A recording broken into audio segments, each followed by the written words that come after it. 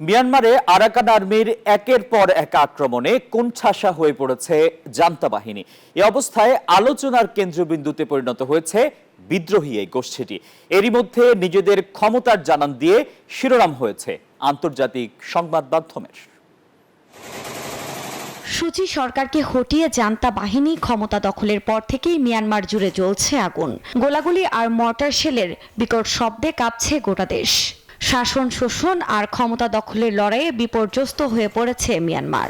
এই লড়াইয়ে কমপক্ষে 20টি জাতিগত গোষ্ঠীর নাম শোনা যায়। এসব গোষ্ঠীর মধ্যে ক্ষমতা ও প্রভাবের দিক থেকে তৃতীয় অবস্থানে আছে আরাকান আর্মি বা AA।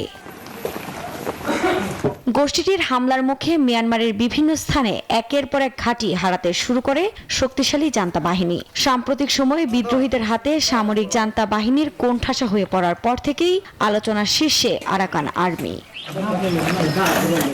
গণমাধ্যমের তথ্য বলছে, জান্তা সরকারের শোষণ বঞ্চনা সইতে না পেরে পূর্ণ স্বাধীনতার আশায় 2009 সালের 10 এপ্রিল মাত্র 26 সদস্য নিয়ে যাত্রা শুরু করে আরাকান আর্মি। গোষ্ঠীটিকে রাজ্যভিত্তিক একটি বিদ্রোহী গোষ্ঠী হিসেবে অভিহিত করে মিয়ানমার। গোষ্ঠীটি গঠিত হয় চীন সীমান্তবর্তী কাচিন রাজ্যে। কাচিন ইন্ডিপেন্ডেন্স আর্মি KIA সহায়তায় এটি গঠিত হয়ে সেখানে প্রশিক্ষণ নিতে শুরু করে তারা। এরপর থেকেই ধীরে ধীরে জান্তার গলার কাঁটায় পরিণত হয় গোষ্ঠীটি। জানা যায়, আরাকান আর্মির বেশিরভাগ অস্ত্র ও গোলাবারুদের যোগানদাতা কাচিন ইন্ডিপেন্ডেন্স আর্মি KIA ও তাদের মিত্র ইউনাইটেড ওয়ার স্টেট আর্মি। এমনকি আরাকান আর্মি বেশিরভাগ অস্ত্র পায় চীন থেকে। তবে গণমাধ্যমের প্রতিবেদনের তথ্য মতে, আরাকান আর্মির নিয়মিত অর্থের যোগানদাতা রাখাইনের স্থানীয়রাই। রাখাইনের অভিবাসী শ্রমিকদের পাশাপাশি স্থানীয় ধর্নাঢ্য ব্যক্তিরা নির্ধারিত হারে চাঁদা দেয় আরাকান আর্মিকে।